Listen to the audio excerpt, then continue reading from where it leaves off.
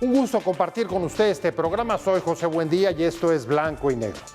La caída del ratón Ovidio Guzmán marca el fin de un clan que dominó al mayor cártel de México con presencia en casi todo el país y también internacional. La ofensiva judicial y persecución estadounidense en contra de la élite del cártel de Sinaloa precipita su ocaso y abre espacio a un profundo reacomodo de liderazgos y fuerzas dentro de las organizaciones del crimen mexicano. La guerra en Sinaloa desde hace 10 meses, que se originó precisamente por la captura del Mayo Zambada, debilitó a la dinastía del legendario Chapo Guzmán, que junto con su hijo Ovidio y otra veintena de miembros de su familia cayeron en el cerco que les tendió Estados Unidos para acabar con el cártel. Su descabezamiento acabará con la mafia más poderosa del país. Al clan le quedan dos hermanos en el campo de batalla contra los mayos, Iván Archibaldo y Jesús Alfredo Guzmán. Pero la guerra intestina entre fracciones parece inclinarse a favor de los herederos del rey Zambada. La historia de confrontaciones y traiciones entre familias aliadas podría estar llegando a su fin a pesar del baño de sangre en un estado con el mayor índice de homicidios y robos. Sus negociaciones directas con Estados Unidos suponen una capitulación y una vuelta al tablero del narco en México por las revelaciones que pueda hacer de alianzas y engranajes políticos que los encumbraron en las últimas décadas. En un momento en que otros cárteles buscan también la hegemonía como el de Jalisco Nueva Generación y surgen nuevos giros de negocio tan lucrativos como la droga, tal cual el huachicol o la extorsión. Pero también cuando el gobierno de Trump lanza una nueva ofensiva contra el fentanilo como un asunto de seguridad nacional para retomar el control y la administración del mercado de las drogas. En una guerra en la que, a diferencia del gobierno anterior, cuenta con la colaboración del gobierno de Sheinbaum para perseguir a los cárteles. Esto es Blanco y Negro y comenzamos.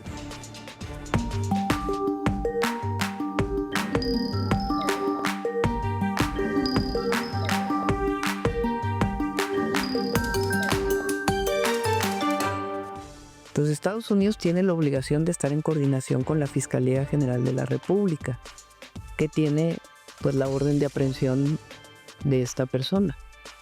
Entonces, eso tiene que ser así y es la relación que tiene la Fiscalía frente a estos juicios y la Secretaría del Departamento de Justicia de los Estados Unidos. Entonces, eso es lo primero.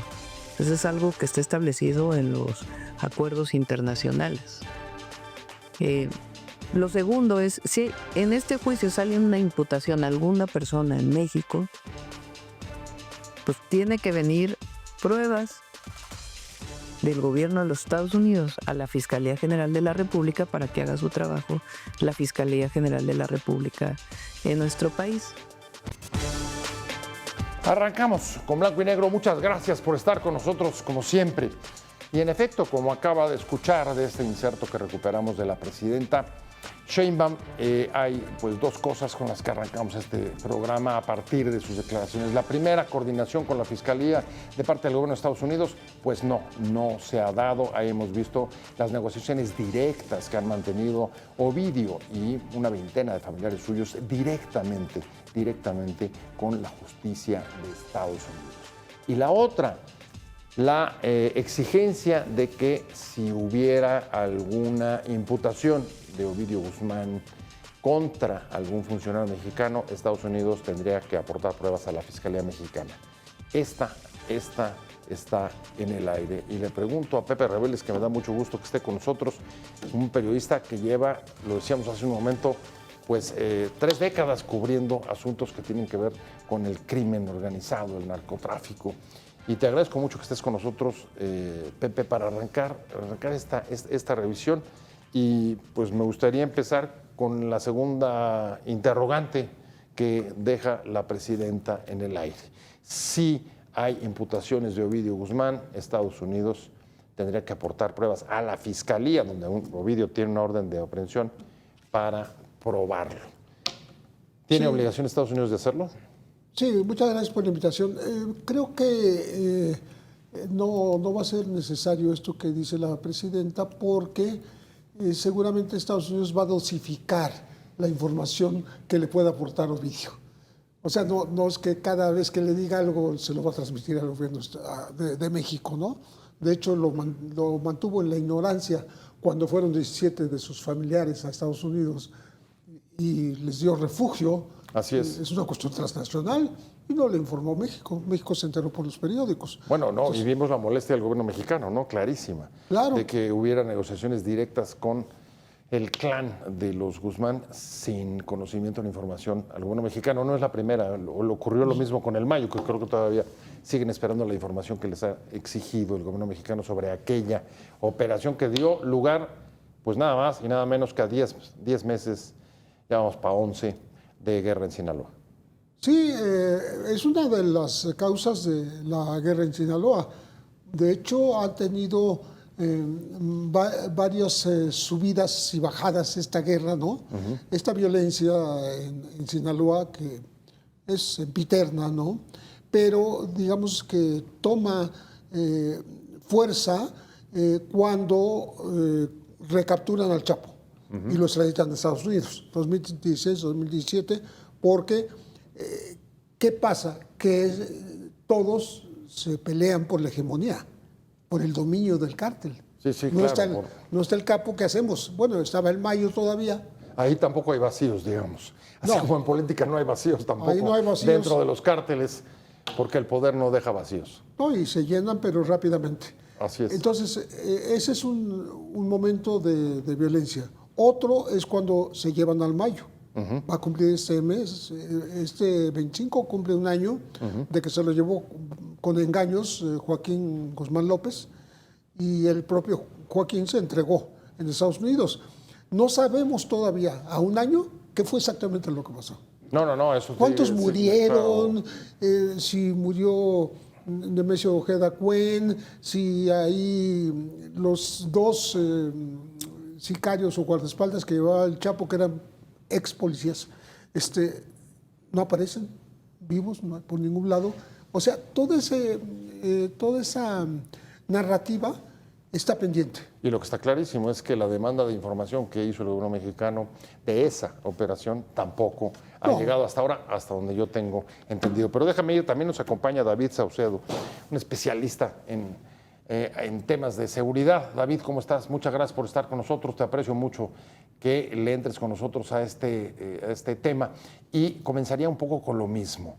Esta, digamos, por un lado, demanda de coordinación que vienen haciendo el gobierno de Sheinbaum desde hace ya meses y que no se ha materializado prácticamente en ninguno de los grandes operativos contra los líderes de los cárteles. Ahí está el Mayo, ahí estaba la negociación directa con Ovidio. Y la otra es reclamar o advertir, no sé exactamente qué calificativo utilizar, de que si hay o llega a haber imputaciones de Ovidio en el juicio que deberá tener en Estados Unidos, si obliga a Estados Unidos a presentar pruebas como exige la mandataria. Bueno, lo que seguramente veremos de aquí en adelante es la confluencia de varios niveles de información. Por un lado, el Mayo Zambada, que también entiendo está ya en algunos esquemas muy avanzados de negociación con los norteamericanos. En segundo término, Ovidio, como es de todos conocido, ya también dio inicio a la entrega de información a las autoridades en los Estados Unidos, una parte importante de los macrodecomisos, de la geolocalización de narcolaboratorios, de la captura de jefes de plaza y líderes de sicarios del cártel de Sinaloa, se dieron no gracias a la capacidad del Estado mexicano para realizar estas detenciones, sino por información que ya proporcionó el propio Ovidio Guzmán a las autoridades en los Estados Unidos. Es decir, los norteamericanos, fieles a su costumbre, tienen un juego bastante perverso. Tienen en custodia a integrantes de alto perfil de las dos facciones del cártel de Sinaloa, por un lado los Chapitos y por el otro el Mayo Zambada, quien, reitero, también ya está colaborando con las autoridades en los Estados Unidos en este inicio de negociaciones de lo que vendría a ser un juicio análogo, paralelo, que se lleve en su contra al de otros liderazgos de la facción de los Chapitos. Entonces, ¿qué es lo que está ocurriendo? Ovidio Guzmán está proporcionando datos acerca de narcolaboratorios, rutas de comercialización de drogas, autoridades políticas, policiales, militares que colaboran con la facción del Mayo Zambada. El Mayo Zambada, por su parte, está haciendo exactamente lo mismo, dando información acerca de laboratorios, bodegas, autoridades, pero que colaboran con los chapitos, es decir, los norteamericanos. En este juego funcional, pero un poco perverso, lograron capturar a 2 integrantes de alto perfil de las 2 facciones más importantes del cártel de Sinaloa para lograr una erosión mutua. Me parece que esto, en la lógica de las autoridades de los Estados Unidos, era como el plan que habían acariciado desde hace tiempo.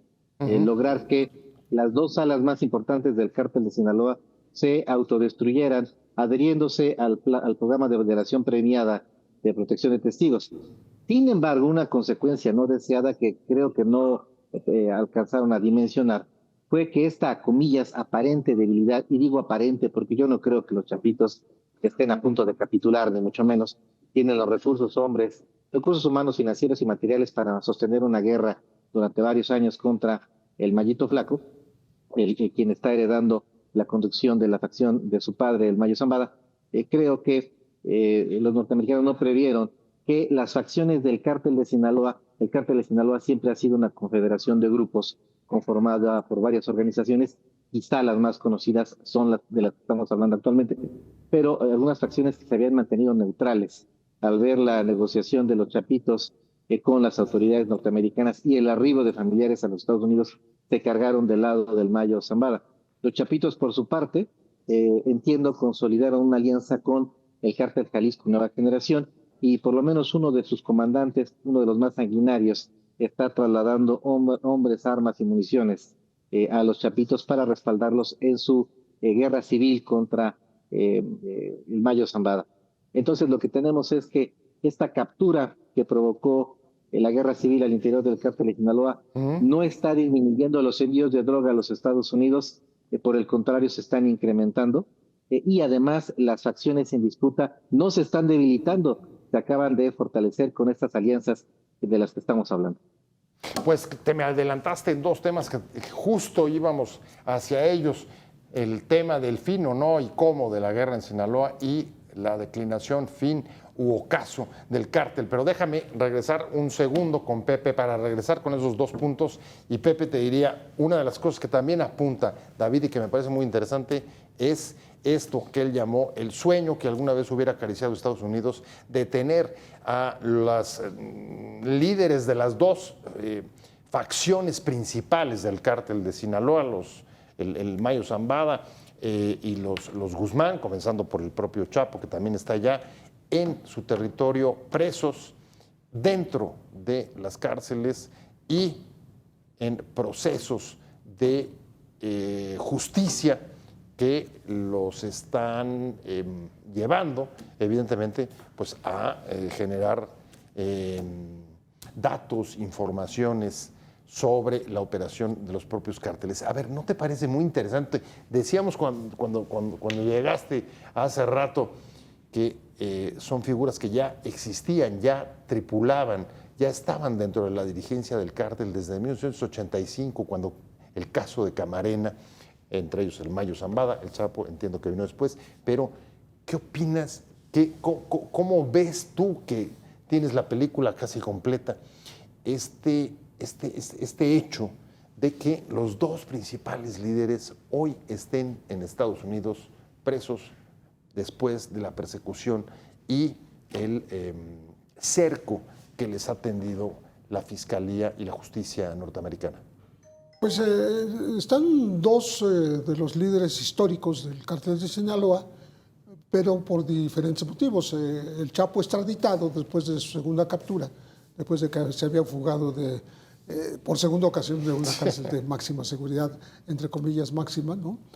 Y está el Mayo Zambada, que fue a Estados Unidos de otra manera, de una manera bastante digamos, inocente, porque, engañado, traicionado, porque él confió en que su sobrino y su ahijado Joaquín Guzmán López, pues lo citaba en una reunión o estaba en una reunión en donde podrían estar juntos sin problema, y así se confió. pero lo capturó con otra, no dicen con quiénes, con ayuda de quiénes. Ahí podríamos hablar hasta de a lo mejor agentes de Estados Unidos, no lo sabemos todavía, ¿no? Pero lo metieron a una camioneta, lo ataron y lo subieron a un avión. Pero ¿estás de acuerdo que ese habría sido el sueño que venía acariciando Estados Unidos desde hace mucho tiempo? Sí, claro, bueno, tiene a estos dos capos, porque los otros dos, que era Nacho Coronel, está muerto desde 2010, abatido por el ejército en Zapopan.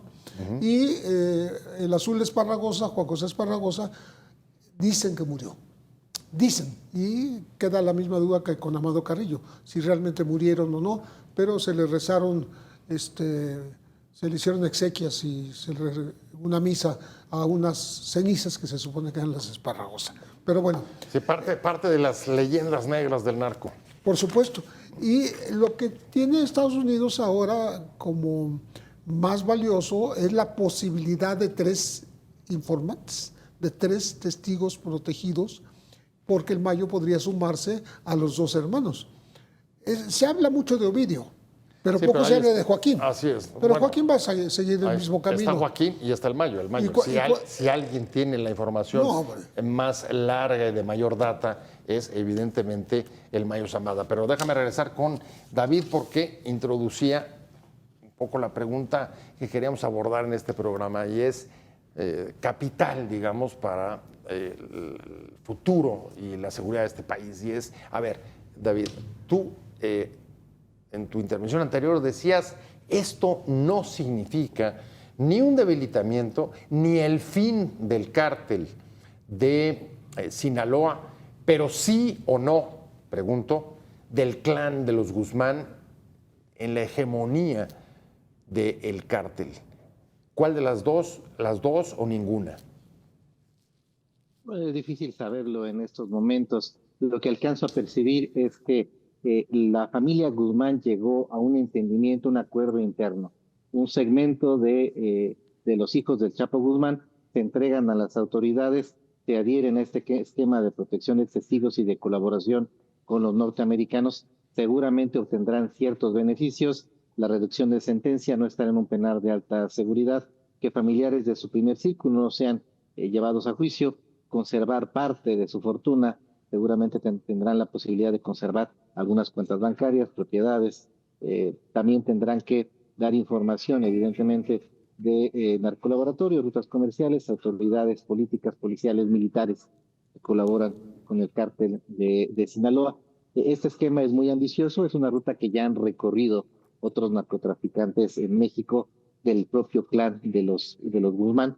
Me parece que el camino ya está muy trazado, pero otro segmento de los hijos, otra parte de los hijos del Chapo Guzmán se mantiene en pie de lucha y sigue combatiendo tanto al Estado mexicano como a las unidades de análisis táctico desplegadas del gobierno de los Estados Unidos aquí en México. Ese punto es muy interesante, perdón que te interrumpa, pero sí, por un lado, siguen en el campo de batalla contra los mayos en Sinaloa, tanto Iván Archibaldo como Jesús Alfredo Guzmán. Son las 2 cabezas visibles que hoy están en el terreno de juego peleando allá. Pero tú hace un momento decías también que esto no significa necesariamente el debilitamiento del clan de los Guzmán en la hegemonía del cártel de Sinaloa. O sea, ¿tú crees que los que están en el campo de batalla pueden sostenerlo? Porque dices, siguen teniendo muchísimo dinero para mantener una guerra durante mucho tiempo, como las que hemos visto en los últimos 10 meses. ¿Tú crees que esto no acaba con el clan, ni con la élite, con la aristocracia del clan de los Guzmán al interior del cártel de Sinaloa? Permíteme una analogía. Si el día de mañana fuera detenido Carlos Slim, ¿sus restaurantes cerrarían? ¿Se caería la red de telefonía? Me parece que no es el caso. El cártel de Sinaloa, así como otros grupos de macrocriminalidad, como el cártel Jalisco o la Nueva Familia Michoacana, son grupos de macrocriminalidad. Está como tal el grupo criminal, la élite delictiva, pero también tienen un anillo de protección política, policial, militar. Es otro pilar que les da sustento. Está un brazo empresarial dedicado al blanqueo de capitales y a la reinversión de utilidades. Está incluso un cuarto pilar, una cuarta columna que les sostiene, que es la base social de apoyo que han construido a lo largo del tiempo y que incluso se sustenta con expresiones de narcocultura. En el caso de que fueran detenidos los hijos de Chapo Guzmán, me parece que habría en efecto un conflicto sucesorio, pero rápidamente serían asumidas estas acciones por el hermano del Chapo Guzmán, Aureliano. En el caso de que faltara Aureliano, estaríamos recorriéndonos en el organigrama del cártel de Sinaloa. Y como ellos siempre han actuado bajo esta lógica horizontal, el cártel de Sinaloa es una confederación que actúa bajo un membrete, me parece que habría un relevo, una circulación de las élites, como decía Pareto, en el sentido de que esta élite criminal se reciclaría a sí misma. Esto quizá no sucedería en el caso del cártel Jalisco Nueva Generación. En el caso de que mañana el Mencho fuera detenido, extraditado, falleciera por la enfermedad renal que se presume padece, en el caso de que se retirara, habría sin ninguna duda una guerra sucesoria entre los comandantes que están al frente de las regiones del vasto narcoimperio del cártel Jalisco Nueva Generación, porque los norteamericanos rompieron la línea sucesoria al interior del cártel. Su hijo, el Menchito, fue capturado y sentenciado en los Estados Unidos. Otro hermano importante, bien a cargo de acciones relevantes del cártel Jalisco, también fue detenido. Los norteamericanos rompieron la línea sucesoria. Los cárteles en México son dinásticos, se heredan entre familiares, salvo cuando ya no hay familiares a quienes heredar. Entonces, a diferencia del cártel Jalisco Nueva Generación, me parece que en el cártel de Sinaloa mañana podrían estar todos los hijos del Chapo Guzmán en prisión, es mi impresión, y aún así seguiríamos teniendo una operación criminal, producción, transporte, comercialización de drogas ilícitas, intervención en procesos electorales, financiamiento de obras de infraestructura, las redes de narcomenudeo intactas. Es decir, considero que en el caso del cártel Sinaloa y del cártel Jalisco y de la familia michoacana, estamos hablando de grupos de macrocriminalidad, quizá diferentes a lo que fue en su momento los Zetas y la vieja familia michoacana. Pues muy interesante, vamos a tener que hacer un corte rapidísimo, pero creo que ya están todos los puntos sobre la mesa. Regreso contigo, Pepe Rebeles, para ver si tú estás de acuerdo con el análisis que acaba de hacer David Saucedo. ¿Cómo nombró el gobierno de Estados Unidos a las organizaciones de la delincuencia organizada en México? ¿Qué ha dicho el gobierno de Estados Unidos con relación a organizaciones terroristas? Que no negó. ¿Y qué está haciendo?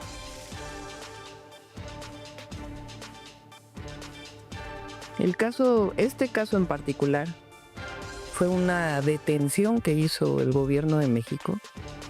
Durante esa detención fallecieron soldados mexicanos y se extraditó. Entonces, todavía se está concentrando en un juicio, pero pues sí vale la pena hacer esa pregunta, ¿no? Un juicio en el que evidentemente todos tienen las miradas puestas. Pepe Rebeles, antes de irnos a corte, decía David Saucedo, no creo que esto suponga el fin del control de la élite de la familia Guzmán en el cártel de Sinaloa, incluso a pesar de la guerra que mantiene contra los mayos desde hace 10 meses. ¿Tú qué opinas? Dice él, son dinastías y las dinastías siempre generan sucesores. No va a haber lucha por el poder, como puede suceder en el cártel Jalisco Nueva Generación, que no tiene líneas dinásticas, o de la familia michoacana. ¿Estás de acuerdo o no? Mira, definitivamente sí son siempre clanes familiares. Por otro lado, aunque son mermados de pronto, se reponen. O sea, hay quien sustituye a los que fueron o capturados, encarcelados, extraditados o liquidados, ¿no? Porque estamos hablando de todo ha habido. A Edgar lo mataron, al Damaso López Núñez no lo mencionamos, pero es otro muy importante, Elic, que está en Estados Unidos, y su hijo, el Minilic, que salió libre y lo volvieron a capturar porque no incumplió con las cosas que había prometido para esa libertad. Ajá. Bueno, entonces, lo que yo veo es que el narco no va a terminar, No lo digo yo, lo dijeron el Chapo y el Mayo de diferente manera. El Chapo le dijo a esta entrevista que le hizo Sean Penn por escrito. Ajá. Le dijo, En línea. mira, mientras haya consumidores en el mundo, va a haber droga. Y mientras haya droga, va a haber quien la produzca y quien la exporte. Y el Mayo, ¿qué dijo? El Mayo le dijo a Julio Scherer, pues mientras a mí buscan encarcelarme, matarme, etcétera, ya hay 1000 esperando mi lugar. O sea, son sustituibles. A lo mejor vamos a ver dentro de unos pocos años que si lograra México o Estados Unidos, o con la colaboración de Estados Unidos, capturar a los chapitos que están todavía operando y libres, a Iván Archibaldo y a Jesús Alfredo, los Guzmán Salazar, bueno, podrían ser sustituidos por personajes que ni siquiera conocemos sus nombres todavía. ¿Por qué? Porque siempre hay quien sustituya, siempre hay quien herede el negocio. Pero vaya, tú, igual que David, descartas una lucha interna por el control del cártel frente a la caída de las caras más visibles de los sucesores de primera línea. Hay una pugna interna, porque el Chapo Isidro responde a los viejos Beltrán Leiva. El cártel de Caborca responde a Caro Quintero, que está en Estados Unidos. Aureliano El Guano, el hermano del Chapo Guzmán, ni siquiera con su sobrino se lleva. Y los chapitos por su cuenta, y los mayitos por el suyo. Entonces, sí, hay una división y se contraponen unos con otros. De hecho, pues, se habla de esa batalla de los que está ganando la malliza contra los chapitos. Pero no es una cuestión de que van a eliminar a los otros, ¿no? Van a estar peleando porque tienen armas, porque tienen dinero, nadie les quita el dinero. Y tienen posibilidad de comprar más sicarios, ¿no? Y carros blindados y armas. Entonces, es el cuento de nunca acabar. Pero sí están divididos desde hace tiempo y están luchando para ver quién es el hegemónico, quién va a quedar como cabeza. Tal vez sea, repito, uno de los visibles de ahorita o nuevos nombres, nuevas caras que ni siquiera conocemos. Pues ahí está. Ahora, lo que sí es cierto, David, independientemente de la lucha interna que se pueda producir dentro del cártel de Sinaloa, una guerra siempre debilita. Y aquí llevan 10 meses de una lucha cruenta entre mayitos y chapitos. Y tú decías, esto de ningún modo lo está ganando, ni se advierte la posibilidad de que sean los mayos los que se impongan. Pero sin duda, no sé si coincidas, o hasta dónde, para convertirlo en pregunta, esto altera o puede dar un vuelco, la guerra, a el tablero del narcotráfico, de los grupos del crimen organizado, y cambiar alianzas y cambiar también, por supuesto, o modificar el equilibrio de fuerzas. Sí, por supuesto, pero te diría que esta guerra civil en el bajo mundo criminal también está impactando el Gabinete de Seguridad Federal. ¿Qué es lo que ocurre al interior del gabinete de Claudia Sheinbaum? Pues ya se ha comentado, se ha hecho muy público esta diferencia entre el ala civil encabezada por Omar García Harfuch y el ala militar que encabeza el general Trevilla. Por una situación de masculinidad mal entendida, a los militares siempre les ha costado recibir instrucciones de una mujer. Se supone que Omar García Harfuch iba a ser el liderazgo bisagra, que iba a poder ser el enlace de Palacio Nacional con el Gabinete de Seguridad. Pero resulta que Omar García Harfuch es civil y los militares tienen un profundo desprecio por los civiles que están en tareas de seguridad pública. A lo largo de los últimos meses, la presidenta Claudia Sheinbaum trató de impulsar una serie de iniciativas con el objeto de fortalecer a la Secretaría de Seguridad Pública que encabeza Omar García Harfuch y crear una especie de figura de zar en materia de seguridad, algo que quizás se había intentado de manera sui generis en el sexenio de Vicente Fox con la figura de consejero nacional de seguridad que recayó en la persona de Adolfo Aguilar Sincer y no funcionó. El propio Harfuch ha filtrado.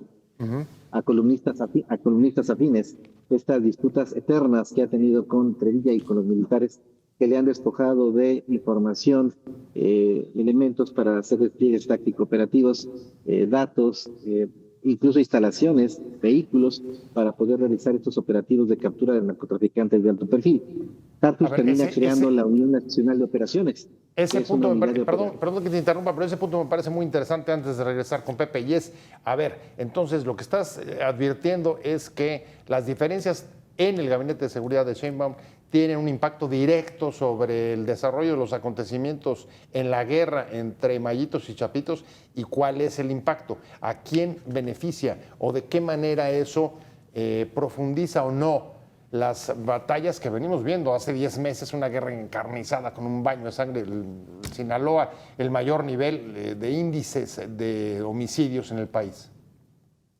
En el campo de batalla tenemos por un lado a los grupos del narcotráfico con alianzas y fracturas, pero en el bando contrario, en el gobierno federal, tenemos exactamente lo mismo. Tenemos gobiernos estatales que operan a favor de los grupos del narcotráfico. Tenemos un gabinete federal partido entre militares y civiles que no colaboran para enfrentar a los grupos criminales, incluso que están disputándose los reflectores y poniéndose el pie mutuamente. Tenemos a un gobierno norteamericano con agencias que no actúan, nunca lo han hecho, de manera unificada. Por un lado están los halcones del ala dura del gobierno americano, y por otro lado está el Departamento de Estado norteamericano, que trata de imponer criterios políticos para las decisiones en materia de seguridad. Está además decirte que en muchas ocasiones los norteamericanos han utilizado la información en materia de seguridad para obtener ventajas en materia comercial y migratoria. Pero los norteamericanos pareciera que están abandonando esa perspectiva y ahora están utilizando la información acerca de los anillos de protección política que tienen los cárteles para ir y golpear directamente a la élite política que se vinculó con ellos. De ahí derivan la revocación de visas para la gobernadora de Baja California y, si no mal recuerdo, para 2 alcaldes fronterizos. Entonces, lo que tenemos en el campo de batalla es un gobierno norteamericano que da golpes, manotazos en la mesa, pero que tampoco todas sus agencias colaboran entre sí. Tenemos un gobierno federal que está en la misma condición, con fracturas todavía más acentuadas y con gobiernos estatales que operan del lado, gobiernos estatales y municipales, que operan del lado de los grupos del crimen organizado. O sea, de unos y otros. Perdón, déjame tratar de ordenar un poco la conversación. Voy contigo, Pepe, porque lo que acaba de decir David es un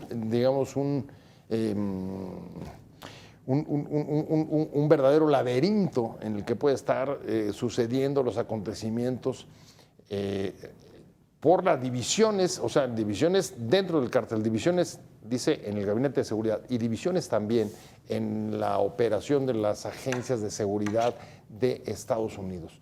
Un auténtico juego para armar. Sí, en el caso del Gabinete de Seguridad Federal, la confianza que le tiene la presidenta Sheinbaum a Omar García Harfuch y la confianza que le ha delegado, pareciera dar la impresión de que él es el coordinador, incluso de los militares, y de los soldados y de los marinos. Hemos visto incluso de las imágenes, Así de es, la presencia de la Guardia Nacional y de los operativos en Sinaloa, ha sido el rostro de él. Claro, y además él estuvo comisionado a Culiacán justamente para dar la impresión de que las cosas iban a marchar bien y se iban a estar vigilando porque el gobierno de Sinaloa había sido rebasado. Pero además, cada vez que hay unas declaraciones públicas, las hace García Harfuch. Y él habla de coordinación de todas las fuerzas, él habla de pasarse información, de no actuar cada uno por su lado, como diciendo, bueno, la Marina, la Guardia Nacional y el Ejército tienen que actuar junto con nosotros. Estamos de acuerdo, pero de ahí a los hechos falta mucho. El discurso no corresponde con la realidad. Lo prueba pues la propia estadística. Si tenemos más de 1.600 homicidios dolosos en Sinaloa en estos 10 meses por la guerra entre la Malliza y los Chapitos, pues no están haciendo una coordinación ni un trabajo de inteligencia. están haciendo, como en el pasado, un trabajo de respuesta, ¿no? Un trabajo De reacción. confrontación, Ajá. reaccionando, pero confrontándose. Entonces, creo que ahí falta apretar un poco las tuercas, que las cosas funcionen mejor, ¿no? Y que por lo menos lo que es el Gabinete de Seguridad, pues actúe de manera coordinada, que no se desperdigue, ¿no?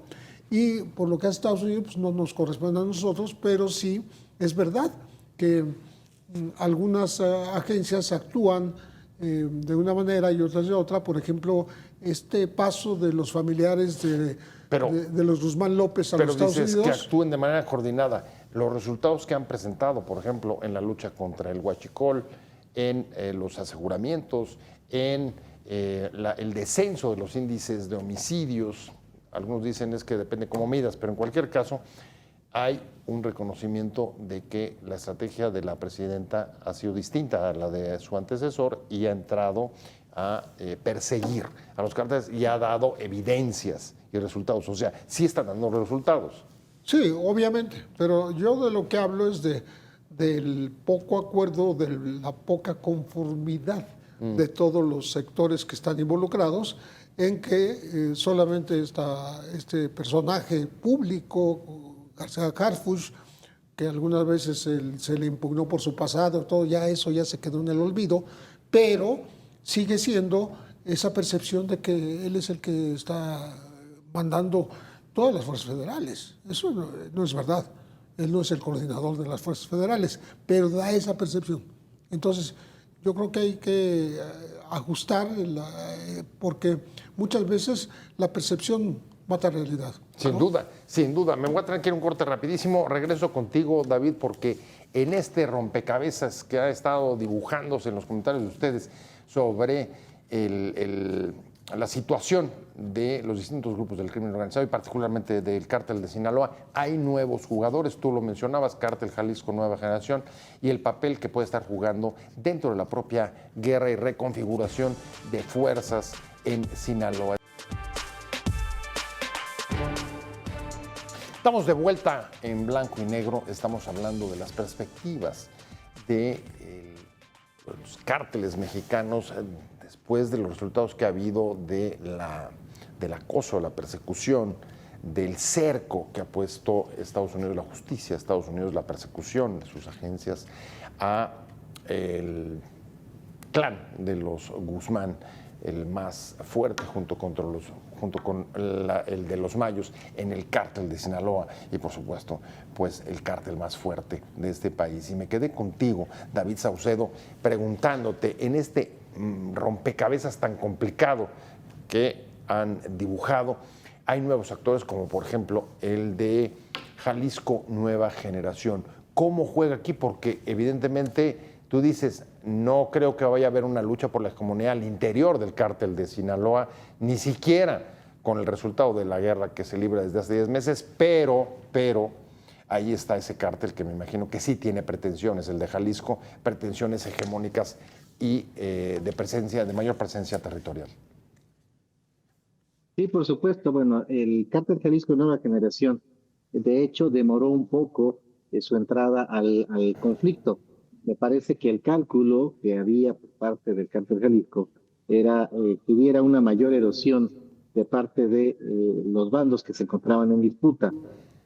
Esto no ha ocurrido en el ritmo en el que pareciera que iba a suceder y finalmente, a petición de los chapitos y luego de hacer un cálculo, entran en la batalla.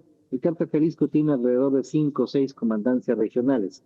Las 6 comandancias no se volcaron al respaldo de los chapitos, solo una de ellas, el jardinero, que fue comisionado para blindar hombres, armas y municiones a los chapitos. Hay un desplazamiento lento, paulatino, gradual de tropas. Ya han circulado en redes sociales videos de sicarios de ambos grupos que están actuando ahora bajo las siglas de Iván Archibaldo y de El Mecho para enfrentar a la melliza. Sin embargo, me parece que el Mencho va a administrar su respaldo a los chapitos. A él le conviene una guerra larga entre ambas facciones para que tengan una mayor erosión y se debiliten mutuamente.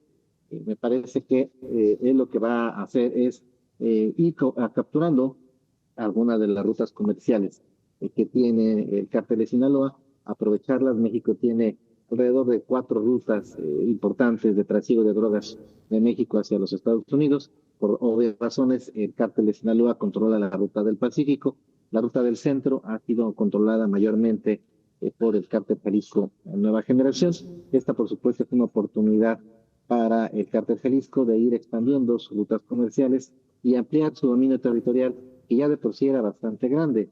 Hay que recordar que el cártel Jalisco entró en conflicto con el cártel de Sinaloa o con aliados del cártel de Sinaloa en Guanajuato, Chiapas, Tabasco. Entonces, sí, el escenario es convulso, es una situación parecida a la que vivió Colombia en la década de los 90, con esta cruzada del Estado colombiano y de Washington en contra de Pablo Escobar. Otro cártel, el cártel de Cali, se benefició de esta condición. Y los extraditables. Aunque ahí el tema fundamental de la tensión con Estados Unidos fue justo su exigencia de que se extraditaran. Este no es el caso en México. Bueno, ya los norteamericanos tienen un esquema parecido en este sentido con la extradición de 17 narcotraficantes con la extradición, captura unilateral del Mayo Zambada.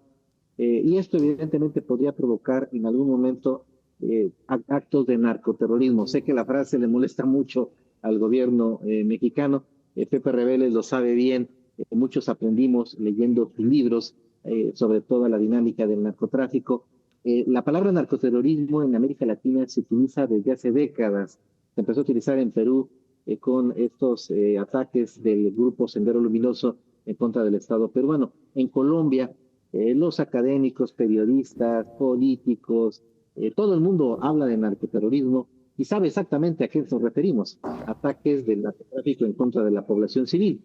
No buscan objetivos ideológicos, políticos, sino objetivos económico-criminales. Son ataques en contra de la población civil para infundir el terror, para obligar a las autoridades a que tomen ciertas acciones, generar pánico, evidentemente. Ahora, aquí hay un punto con el que voy hacia la recta final del programa, que se nos está acabando el tiempo, y déjame preguntarle a Pepe, luego regreso contigo, David, y es, a ver, David está diciendo que es posible que tengamos una guerra, como la que se ha vivido en los últimos 10 meses, mucho más prolongada y que dure más. A ver, es posible, dice él, el cártel de Sinaloa, las dos facciones, podrían aguantarla porque tienen dinero y armas suficientes, pero la pregunta es, ¿la puede aguantar el gobierno federal mexicano? ¿Puede aguantar una guerra larga en Sinaloa el gobierno de Estados Unidos? ¿Tú qué crees, Pepe? Yo creo que la guerra ya ha durado más de los 10 meses. Y sí va a durar, va a persistir en la medida en que no haya el triunfo, vamos a decir, de una facción que se convierta en hegemónica, la que mande el cártel de Sinaloa.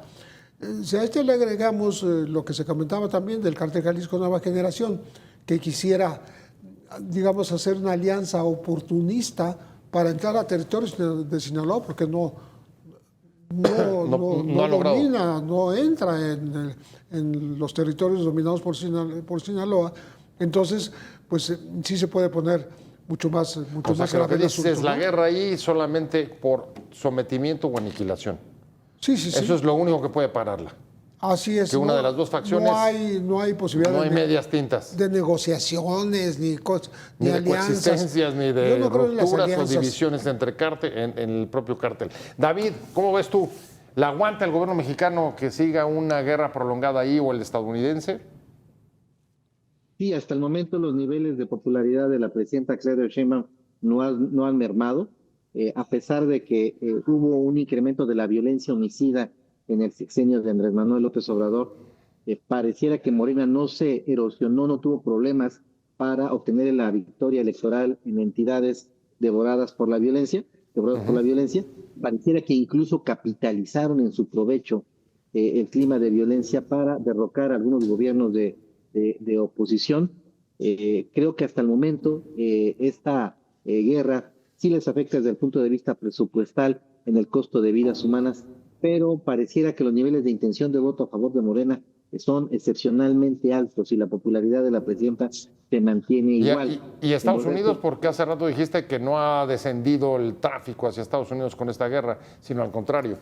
Los norteamericanos, ¿cómo ves? ¿Pueden aguantarla? Ahorita Donald Trump tiene una fecha límite que es la elección intermedia. Todas las encuestas en Estados Unidos refieren que el Partido Republicano está perdiendo puntos y muy probablemente pudieran perder el control del Congreso, no solo por el tema de seguridad, sino también por la embestida en contra de los derechos humanos, el tema comercial, migratorio. Hay una revuelta, bueno, hay una oposición importante en los Estados Unidos hacia las políticas de Donald Trump y él está urgido de presentar trofeos para tratar de convencer a su electorado y a la opinión pública. Intuyo que México, como ocurre cada 3 años, tendrá que entregar esos trofeos al presidente norteamericano en turno, narcotraficantes, decomisos, extradiciones. Por lo pronto sabemos que se los van a pedir y lo van a presionar bastante en los próximos meses. David Saucedo, muchas gracias, especialista en seguridad, muchas gracias por haber estado con nosotros, te agradezco que hayas aceptado la invitación y pues seguimos en contacto porque todavía este tema va a dar mucho de qué hablar, Pepe Rebeles. Muchas gracias. Correcto, muchísimas gracias. Un placer haberte tenido y por supuesto seguimos en contacto. Gracias a los dos, pero sobre todo muchas gracias a usted por haber estado aquí en Blanco y Negro. Nos vemos como todos los martes y jueves 10:30 de la noche. Que tengan una muy buena semana. Hasta luego. Adiós.